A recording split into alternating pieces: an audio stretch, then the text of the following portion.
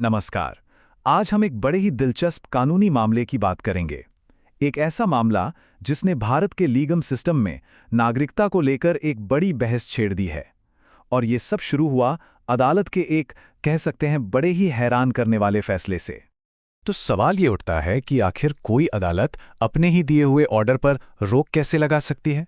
सुनने में थोड़ा अजीब लगता है ना। यही वो पहेली है जो हमें इस कहानी की बिल्कुल जड़ तक ले जाएगी, जहां जुडिशरी और सरकार की ताकतों का टकराव होता है।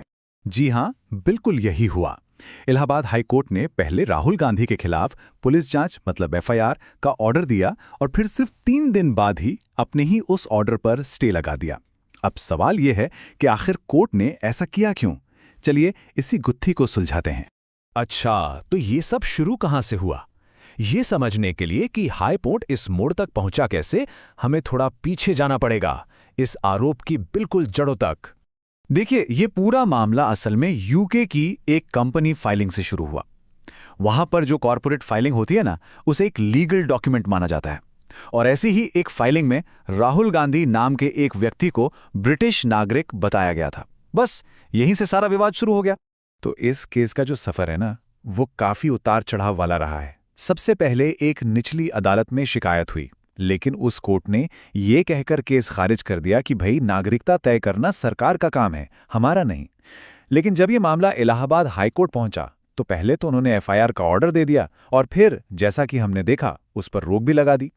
यही जो ऊपर नीचे का खेल है, ये इस मामले को इतना पेचीदा बना देता है।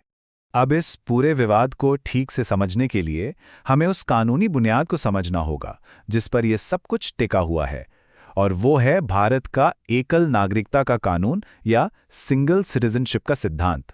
देखिए, भारत का कानून इस मामले में बिल्कुल साफ है। कोई भी इंसान एक ही वक्त में भारत का और किसी दूसरे देश का नागरिक नहीं हो सकता। ये हमारे संविधान का एक बहुत ही बेसिक प्रिंसिपल है। मतलब अगर कोई भारतीय नागरिक अपनी मर्जी से किसी और देश की नागरिकता ले लेता है तो उसकी भारतीय नागरिकता अपने आप ही खत्म हो जाती है। और ये कोई छोटा मोटा नियम नहीं है, ये बात सीधे हमारे संविधान के आर्टिकल 9 में लिखी है।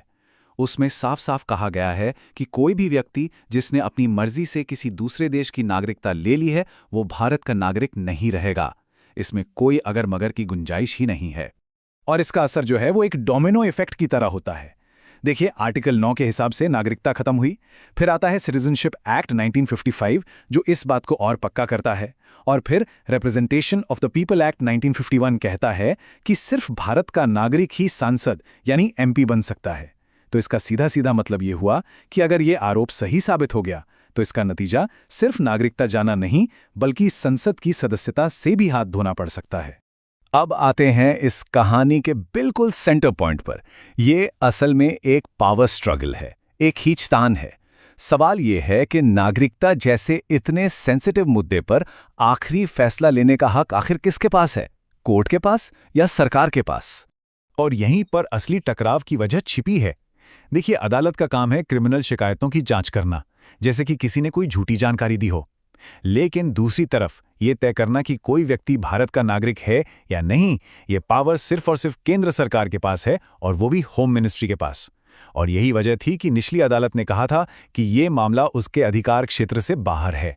तो चलिए अब घूम फिरकर उसी सवाल पर वापस आते हैं जिससे हमने ये सारी बातचीत शुरू की थी।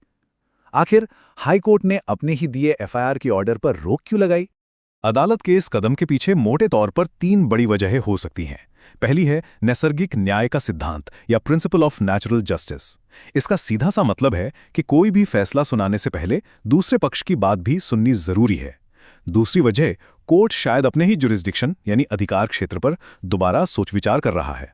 और तीसरी और बहुत अहम वजह यह है कि कोर्ट ये पक्का करना चाहता है कि कानून का गलत इस्तेमाल ना हो, खासकर तब जब मामला इतना हाई प्रोफाइल और पॉलिटिकली सेंसिटिव हो। तो आखिर में ये मामला सिर्फ किसी एक व्यक्ति के बारे में नहीं रह जाता। ये कानून के एक बहुत बड़े और बुनियादी सवाल को हमारे सामने लाता है कि जब किसी क्रिमिनल केस की जड़ें नागरिकता के सवाल से जुड़ी हों तो कोर्ट की जांच और सरकार के अधिकार के बीच की लाइन कहाँ खींची जानी चाहिए। ये एक बहुत ही बारीक लकीर है। और हम आपको इसी सवाल के साथ छोड़ जाते हैं, नागरिकता का सवाल। आखिर ये किसका डोमेन है?